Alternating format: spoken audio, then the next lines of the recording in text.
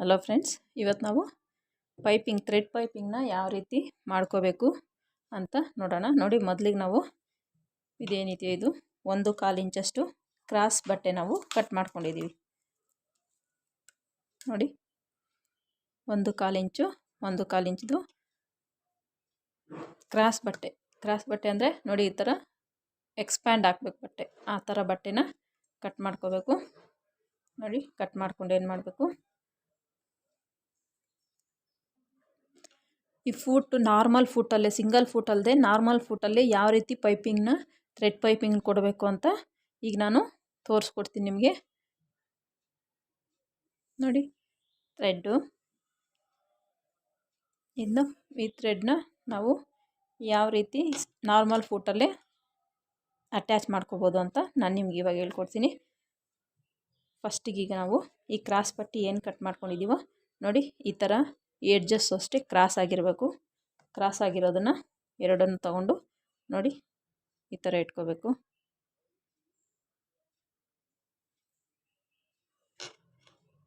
ಈ ಥರ ಇಟ್ಕೊಂಡು ಅಟ್ಯಾಚ್ ಮಾಡ್ಕೊಳ್ಳಿ.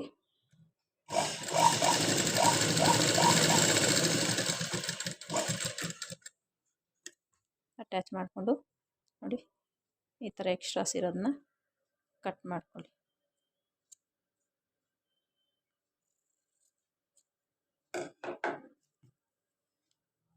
ಕಟ್ ಮಾಡಿಕೊಂಡು ಈ ಥರ ಓಪನ್ ಮಾಡಿಕೊಂಡು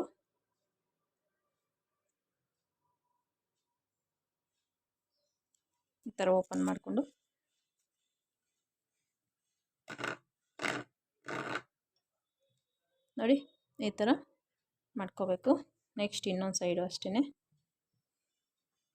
ಇನ್ನೊಂಚೂರು ಇನ್ನೂ ಕ್ರಾಸಾಗಿ ಕಟ್ ಮಾಡಿಸ್ಕೊಳ್ಳೋಣ.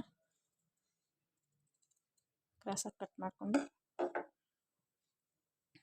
ಈ ಕೂಳೆ ಯಾವ ಕಡೆ ಏನಂತ ನೋಡಿಕೊಂಡು ಕೂಳೆ ಮತ್ತೆ ಅದೇ ಕಡೆ ಬರೋ ಥರ ನಾವು ಪೀಸ್ ಅಟ್ಯಾಚ್ ಮಾಡ್ಕೋಬೇಕು. ನೋಡಿ, ಕೂಳೆ ಈ ಸೈಡಿದು, ಕೂಳೆ ಈ ಸೈಡೇ ಬರೋ ಥರ ಅಟ್ಯಾಚ್ ಮಾಡ್ಕೊಳ್ಳಿ.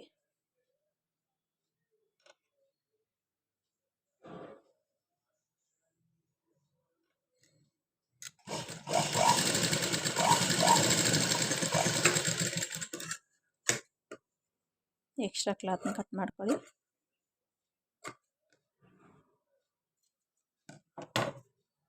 ಮತ್ತು ಇದನ್ನ ಈ ರೀತಿ ಓಪನ್ ಮಾಡಿಕೊಂಡು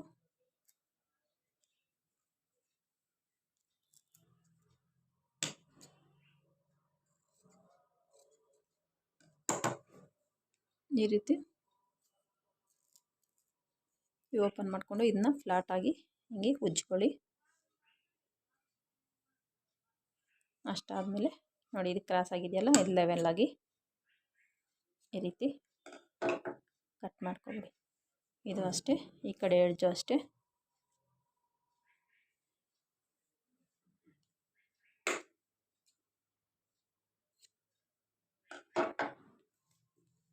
ಈಗ ನಾವು ಇದರೊಳಗಡೆ ಥ್ರೆಡ್ ಪೈಪಿಂಗ್ ಇಟ್ಟು ಯಾವ ರೀತಿ ನಾರ್ಮಲ್ ಫೂಟಲ್ಲಿ ಸ್ಟಿಚ್ ಮಾಡ್ಕೋಬೇಕು ಅಂತ ನೋಡೋಣ.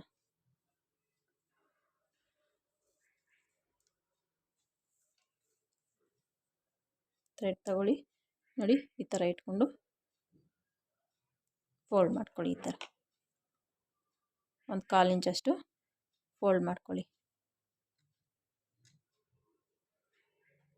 ಈ ಫೂಟ್ ಇದೆಯಲ್ಲ, ಈ ಫೂಟ್ ಈ ಮಿಡ್ಲಲ್ಲಿ ನಮ್ಗೆ ಥ್ರೆಡ್ ಬರೋ ಥರ ನಾವು ಫಸ್ಟು ಸೆಟ್ ಮಾಡ್ಕೋಬೇಕು. ಈ ಮಿಡ್ಲಲ್ಲಿ ಥ್ರೆಡ್ ಬರೋ ಥರ ಸೆಟ್ ಮಾಡಿಕೊಂಡು ನಿಧಾನವಾಗಿ ಸ್ಟಾರ್ಟಿಂಗಲ್ಲಿ ಥ್ರೆಡ್ ಮೇಲೆ ಒಳಗೆ ಬೀಳಬಾರ್ದು, ಆ ರೀತಿ ಸೆಟ್ ಮಾಡ್ಕೋಬೇಕು. ನೋಡಿ, ಸ್ಟಾರ್ಟಿಂಗಲ್ಲಿ ಸ್ವಲ್ಪ ಸೆಟ್ ಮಾಡ್ಕೊಳ್ಳೋಕೆ ಟೈಮ್ ತಗೊಳುತ್ತೆ. ನೀಟಾಗಿ ಸೆಟ್ ಮಾಡ್ಕೊಂಡಿದ್ದಾದಮೇಲೆ ಸ್ಟಿಚಿಂಗು ನೀಟಾಗಿ ಬರುತ್ತೆ. ನೋಡಿ, ಅದೇ ರೀತಿ ಫುಲ್ಲು ಥ್ರೆಡ್ ಅಟ್ಯಾಚ್ ಮಾಡ್ಕೋಬೇಕು. ನಾವು ಬಟ್ಟೆ ಏನು ಕಟ್ ಮಾಡ್ಕೊಂಡಿದ್ದೀವಿ ಅಷ್ಟೂ ಅಟ್ಯಾಚ್ ಮಾಡ್ಕೊಳ್ಳೋಣ.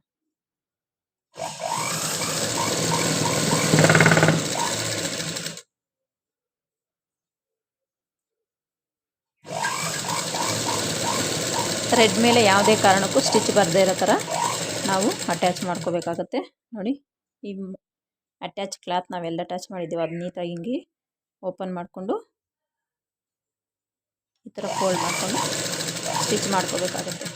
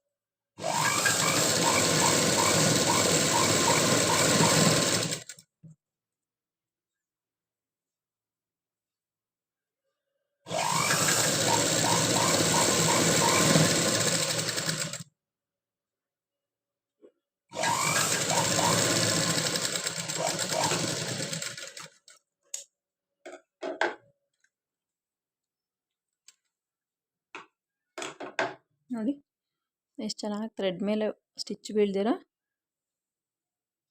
ಎಷ್ಟು ನೀಟಾಗಿ ಒಂದೇ ಲೆವೆಲ್ಲಾಗಿ ಸ್ಟಿಚ್ ಬಂದಿದೆ ಅಂತ. ಈ ರೀತಿ ನಾವು ನಾರ್ಮಲ್ ಫುಟಲ್ಲೇ ಥ್ರೆಡ್ ಪೈಪಿಂಗ್ನ ಮಾಡ್ಕೋಬೋದು ನೋಡಿ. ಇಷ್ಟೇ ಫ್ರೆಂಡ್ಸ್, ನಾರ್ಮಲ್ ಫ್ರೂಟಿಂದ ನಾವು ಥ್ರೆಡ್ನ ಯಾವ ರೀತಿ ಅಟ್ಯಾಚ್ ಮಾಡ್ಕೋಬೇಕು ಅಂತ.